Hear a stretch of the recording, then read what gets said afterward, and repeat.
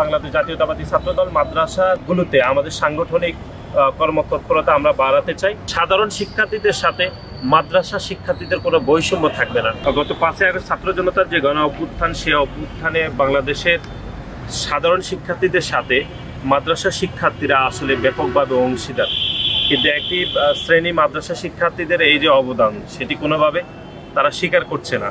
আমরা বাংলাদেশ জাতীয়তাবাদী ছাত্রদল 21 শতক উপযোগী যে একটি ছাত্র রাজনীতি বিনির্মাণের জন্য সর্বমহলের আলাপ আলোচনা চলছে, সেই আলাপ আলোচনাতে আমরা মাদ্রাসা শিক্ষার্থীদেরকে এই আলাপ আলোচনায় অংশীদার হিসেবে রাখতে চাই। সেজন্য আমরা আজকে সাগরদী কামিল মাদ্রাসায় আমরা আজকে উপস্থিত হয়েছে। এখানে শিক্ষার্থীদের সাথে আমাদের ব্যাপক আলাপ আলোচনা হয়েছে, বিশেষ করে রাজনীতি এবং 21 শতক বিনির্মাণের ছাত্র রাজনীতির যে কথাবার্তা হচ্ছে সেগুলো নিয়ে আমরা আলাপ আলোচনা করছি। শিক্ষার্থীরা যেটি মনে করছেন সেটি হচ্ছে 21 শতক উপযোগী একটি ছাত্র রাজনীতি যে বিনির্মাণের যে দাবি উঠেছে, তারাও এটিকে খুব গুরুত্ব সহকারে নিয়েছে। আমরা যেটি মনে করছি যে মাদ্রাসা শিক্ষার্থীদের গত স্বাধীনতার 5 দশকের পরে মাদ্রাসা শিক্ষার যে উন্নয়ন হয়নি, একই সাথে মাদ্রাসা শিক্ষার্থীদেরকে পিছিয়ে নেওয়ার জন্য একটি গোষ্ঠী সবসময় তৎপর ছিল।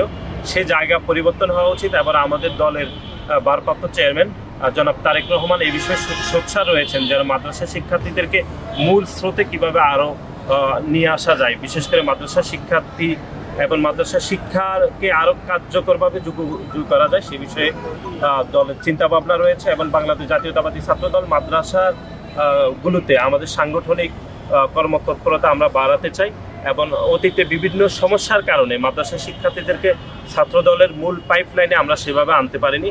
এখন যেহেতু একটি স্বাভাবিক সময় আমরা উপনীত হয়েছি, আমরা বিশ্বাস করি যে আমাদের বাংলাদেশ জাতীয়তাবাদী ছাত্রদলের যে সাংগঠনিক স্ট্রাকচারগুলো রয়েছে, প্রত্যেকটি স্ট্রাকচারগুলোতে বাংলাদেশের যে মাদ্রাসা শিক্ষার্থীরা রয়েছে, মাদ্রাসা শিক্ষার্থীরা ব্যাপকভাবে অংশগ্রহণ করবে এবং মাদ্রাসা শিক্ষার্থীদের অংশগ্রহণ আসলে প্রয়োজন রয়েছে। সামগ্রিকভাবে আমরা মনে করি একটি গণতান্ত্রিক বাংলাদেশ প্রতিষ্ঠার জন্য যে আন্দোলন সংগ্রাম হয়েছে, একই সাথে যে সাম্য মানবিক বাংলাদেশ প্রতিষ্ঠার জন্য আমরা কাজ করছি, যেখানে একটি কল্যাণমুখী রাষ্ট্র বিনির্মাণ হবে, সেখানে সাধারণ শিক্ষার্থীদের সাথে মাদ্রাসা শিক্ষার্থীদের কোনো বৈষম্য থাকবে না।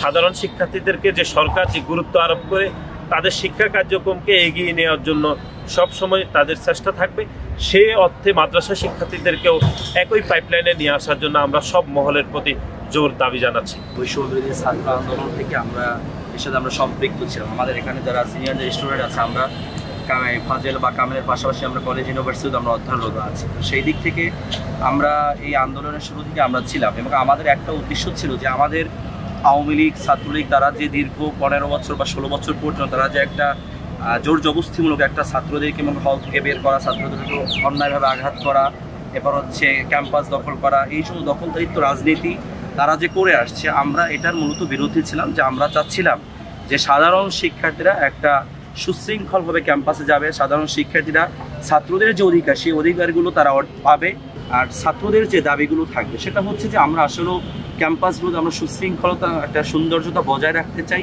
এবং আমাদের ছাত্রদের ভিতরে শিক্ষার্থীদের ভিতরে কোনো আপনার দ্বন্দ্ব বা হচ্ছে আমি এই দল করি আর একজন ওই দল করে, এই জন্য আমাদের ভিতরে একটা কোলাহল সৃষ্টি থাকবে, এটা আমরা চাচ্ছি না। আমরা চাচ্ছি যে সাধারণ শিক্ষার্থীরা আমরা আমাদের দাবিগুলো আমরা পূরণ করে আমরা একটা সত্যের পথে একটা আগামী সুন্দর বাংলাদেশ বিনির্মাণে আমরা এগিয়ে যাব, সেখানে সমস্ত দলকে সাথে নিয়ে আমরা সেটা করতে চাই।